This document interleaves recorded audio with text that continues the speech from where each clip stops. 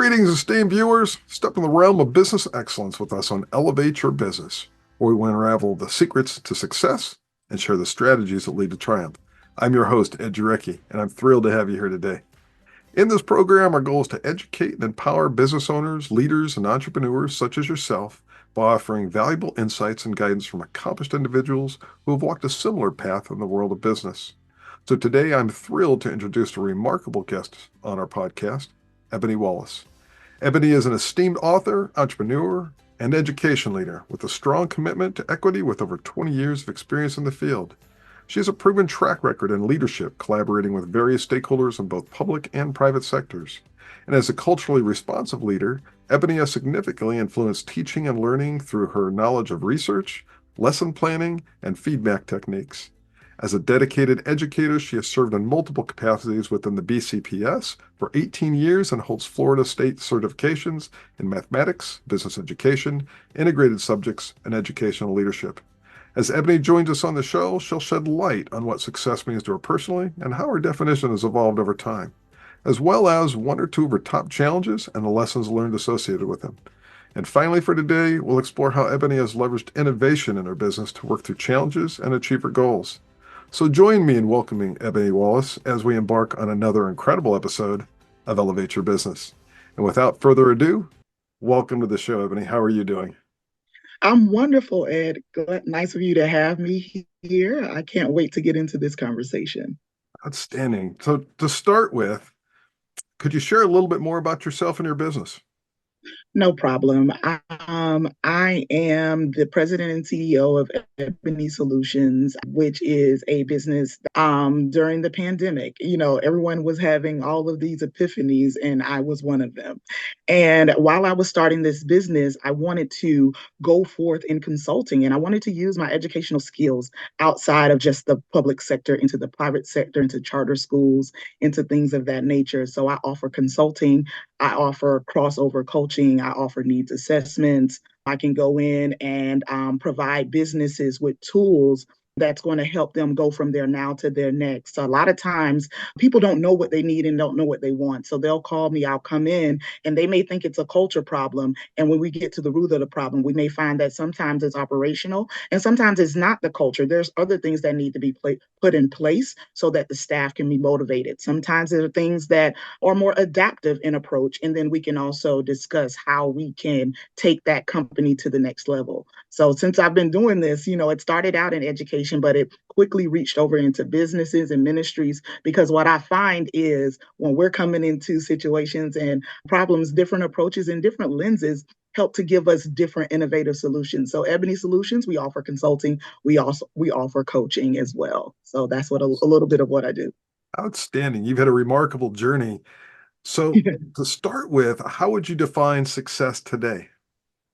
So, how would I define success today? I look at success as being able to have freedom, being able to set goals and hit them, being able to have strong decision making, and in that decision making, understanding how far you can go and how much you need to how much you need to stretch. So success for me is being freedom, having freedom in my time, having freedom in my schedule, having freedom in my finances, but also being able to push myself within that.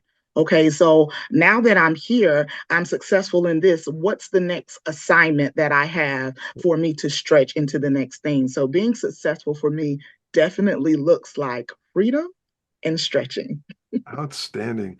My guess is, like many of us, through your journey, your definition has changed over time. How has it for you? Being the natural high achiever, going to college at 16 years old to business school. So before education, I was in business school, and I was just, you know, it was all about awards and it was about accolades and it was about how much I could do and how fast I could do it. I was on this race for pace. You know, I wanted to be first. And so, you know, when you're conditioned in that way, things start to happen around that. And so I thought being successful means getting to the top. I thought being successful means having all the things. I thought that being successful means getting another degree, getting another certification. And all of these things are well and good because they've helped to give me structure, but they've also helped me as the older I get to see, okay, It is successful, but what is it carrying with it? Okay. It was carrying a lot of other things that were robbing me from time with my children, robbing me from time with my parents, robbing me from time from sitting on the beach. So, I had to really rethink that and say, okay, do I want to keep doing this for another 20 years or should I take a time now to pause and relook at things and redefine my definition of success? So, yes, I have all the degrees, I have all the certifications, but now my definition just looks a little bit different. Yeah, absolutely. And as well it does for many of us that go through that journey, kind of broadens, doesn't it? Right. I call it deconstructing, right? So, once you get to the pinnacle, once you're sitting in the room and you're at the boardroom and you have the contracts in the table, you say, okay, I made it here. Now what? It's kind of like, when the coyote finally caught, when he finally caught him, he's like, what do I do with it? And once I got there, I realized, okay, so now what do I want to do for me? Because I also realized some internal drivers were doing it for my family, doing it for my parents, doing it for so that other people could clap for me. Now my freedom is for me to clap for myself and kind of take it a little bit slower. So, And through that journey, my guess is you've had the ups and downs that come with business and life. yes. So, what are one or two of your top challenges and the lessons learned associated with them? Two of my top challenges were mastering the shift. I would just definitely have to say that. Coming from 20 years in one sector that was, corporate driven, government driven, where everything is kind of laid out for you. You know when you wake up, you know when you clock out, you know what it looks like, it's year round, you don't have that much autonomy. And so when you're working in a system that looks like that and you come into an entrepreneurial space, it's all on you. So there is no supervisor, there is no team to help brainstorm. Even the things that you take for granted in a corporate space, when you come into an entrepreneurial space, it just looks very different. So the challenge was mastering the shift because I had been in the system so long, the system had gotten into me. And I had to honor that. And when I honored that, I said, okay, so now how do I want to deconstruct it? Very How do good. I want to take this back for ownership for what Ebony looks like? Not the public school system, not a boss, not a director, but what does this look like for me? And when I began to face that challenge, then I began to be able to set up new structures. Another challenge that I found was just making connections, finding my niche audience, because I was feeling like I was here, I was there, I was like kind of all over the place, but narrowing down. And once I began to funnel down and narrow down, I found my audience found me, and I was able to start some duplication and replication, which is what you really kind of want to see. So a challenge for me was mastering that shift. And the other challenge was finding my place in this new entrepreneurial space. So, if you were to kind of consider what recommendations you'd make to other entrepreneurs, what would those be relative to those two challenges?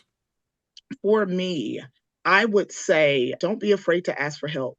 Don't be Very good. afraid. Don't be afraid to get a mentor. Don't be afraid to develop your skills. LinkedIn has great certification processes. Don't be afraid to tap into your local community, because what I found was when I shifted from education into business, that there were business commerce meetings happening that I didn't know about. There were chamber meetings. There were all of these things that because I was tucked away in a school for 8 hours, I never knew about. So as I begin to branch out and to embrace my community, to tap in, okay, I need help. Okay, so how do you guys do that? Okay, so what do I need to buy so that my videos aren't looking crazy? Okay, so what type of equipment do I need? Being able to ask questions, all of those things help me to master the shift and making time for creativity and play, because I believe that those two things help to spark within you different levels. It's like a cheat code to help you kind of find and funnel into the direction that you're supposed to. Wow, well said, well defined. And so, one of the things that we're all dealing with is the challenges of change and innovation. And so, in your business, how have you employed innovation? And I say it broadly because technology is most commonly thought of as innovation, but it's only a piece of it. So, considering that, how are you using innovation today to help drive your business? Anytime I think of innovation, I think of being on the cusp of birthing new things. And I always feel like we're right around the corner from it. And innovation is one of those things for me, it takes a spark. So I'm very inspirational. So sometimes I could be driving down the street and I'll see a billboard and it's like, boom, like this is going to lead to something new, something innovative. And so for me with innovation, I'm using the tools around me. I'm tapping into things that are working for others. So for example, I'm driving down the street with my kid and like we have a conversation, and out of that conversation a book was born. And so you know what I'm saying, okay, now I'm an author, so how do I innovate and I allow this to work within the structure of the company that I already have created? And so what happened with that is I had to use AI. I had to use different technological tools. I had to learn about YouTube and TikTok and all of these things that my teenager he's using on his phone, but mama wasn't using that. So No I had to kidding. go in and really learn how to use AI to my advantage. I had to learn that, oh my gosh, they make it shorter. There are different programs that can take your podcast and shorten them and create reels for you, which you can also post. So for me, technology helps to speed things up. So why wouldn't I tap into that? But I'm not going to lie, I did have a bit of a rub at the beginning. Being a teacher for so long, I had to face my own bias because I felt like I was cheating. So I don't know if it's anybody else out there that felt like that. I felt like, oh my gosh, I should put this on my back. I can handle it, but I was in such a new space, so overwhelmed. I had to quickly get past. It wasn't cheating when I was in my college level mathematics class when I used a calculator. Absolutely not, because it still had to be programmed. So AI is here to stay. And I believe as long as we're on the front end of it, there will always be a space for humans and what we provide, because we are the original critical thinkers. Right. But to use that to lift the load, why not? So that is a way that I have used innovation in my business to impact technology. It just helps me run faster and it helps me to be on more platforms at the same time without all of the physical work. It actually took my media and broadcasting time down by, oh my gosh, over 10 to 20. Yep, 100%, 100% agreed completely. When I edit and compile these podcasts, for example, I've got this Audiate software that goes with my Camtasia software, and I hit a button, it goes through and tells me, here's all the spaces, here's all the ums and ahs. Hit this button if you want those gone. Yep. Thank you. I probably reduced 2 or 3 hours per video in getting it compiled and edited. Just that one example. And whether Wow. it's marketing and developing advertisements and posts and incredible capabilities out there. And I agree with you. We're the original critical thinkers. When you consider where innovation and these technologies are at today, what do you see in the future? I hear this from a lot of camps, right? So some people are so afraid of the android, we're becoming one with machine, and some people are afraid that, you know, that humans are getting less intelligent while computers are getting more intelligent, right? And so because of that, there's this fear. But I always believe that in the midst of chaos, there's opportunity. In the midst of something new, there's opportunity. So, what is the opportunity? Someone has to program, someone has to be the pioneer, somebody has to be the forerunner. So, if we step out of our fears and step into this place where we can actually provide input, I believe that will be able to more readily use this for the good of the whole. In the future, I see AI not going away. I mean, I'm looking at my teenagers. I have two teenagers in high school right now, and they're pretty much, my son has a baseball bat in one hand and he has his phone in the other hand. So, like, we're already there when we say, like, it's the first thing he grabs when he gets up in the morning. And if he gets to school without it, I'm driving to the school to bring it because he's like, but mom, I have to be connected at all times. And so it's one of those things where AI is going to be here, technology is going to be here. As we embrace it, we have to put our own boundaries and limits on it, but let's not limit it because of our fear. Let's limit it so that it's for the good of everyone. I believe that, for children, there should probably be limitations that adults probably shouldn't have. But this fear of robots taking over. I think we really need to reassess that and see how can this better utilize our situation as humans in this race. And if we can get ahead of it, that may be the innovation that sparks your next $1 million idea. Yeah. And I agree with you. It's the cooperation. And I'll go back to what you said a little bit earlier. We're the creative leaders, we're the inspiration behind whatever you were using the AI for. And one of my common kind of metaphors for the business world is it's a mosaic of all kinds of different pieces. And we're still needed to define those pieces and connect them together. The AI can help us with the content within some of those pieces and maybe even the integration with some of them, but it's still our picture. It's still our mosaic that we're creating.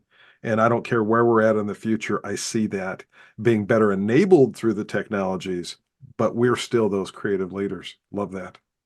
Absolutely. It's so many times in the classroom, all of these great new educational products would come out. And it may put the children on a learning path that takes them about 1 to 2 months to complete, and they would learn the skill. But as a skilled person in the field, as a human who had real experiences, real circumstances, who was an expert in what they did, I could take that same challenge in a 30-minute session, correct that same problem. Because there are still some things that AI and technology miss that the thinking human will always have the upper hand. Absolutely agreed. And so if there was one final takeaway for our audience, what would that be? I'm going to say, don't be afraid to be a risk taker. One of the quotes I love to say is, in order to make an omelet, you got to break some eggs. So, if I want to go from, I'm just this egg, I look like everybody else, it's not really much pizzazz. The only time I get pizzazz is on Easter, is when someone died me once a year. If you really want to be in an innovative space, you have to not be afraid to break some eggs. When you break some eggs, guess what? Now I got scrambled eggs. Now I got sunny side up. Now I got omelets of all kind. Now I have all of these things that I can break into because I was willing to break my mind frame and unlearn and relearn some things, no matter at what age that I'm in and no matter at what level of education I may have. So if I had one takeaway, I would say find a way to make a better way. Find a way to be on that cusp, and don't be afraid because you've been doing something for so long. Because you could look at me for almost 20 years. I did the same thing every single day. But it came a day where I was like, it's time to make an omelet. So, I would just encourage you to start on the weekends, start small, start, after your job, start tapping into some of these mentoring opportunities and what's going on locally in your community. And when you do that, you will open up a whole new door, and it may be something that you prefer better than what you have now. Outstanding. Well said, and what a great takeaway for our audience. Thank you all for joining us today, and a special thank you to our guest, Ebony Wallace, for sharing her insights, experiences, and business success tactics with us. We hope the discussion has ignited your enthusiasm and equipped you with the resilience, innovation, and adaptability needed to tackle the entrepreneurial world head on. Success is multifaceted, and it's crucial to carve out your own definition of it. Let Ebony's insights guide you as you journey through your entrepreneurial landscape, embracing change, seizing growth opportunities, and remaining flexible in the face of ever-changing business environment. Thank you once again to our phenomenal guest speaker, Ebony Wallace, and thank you all for tuning in. We look forward to seeing you next time as we continue exploring the stories behind exceptional entrepreneurs. Stay resilient and stay innovative, everyone. Bye-bye.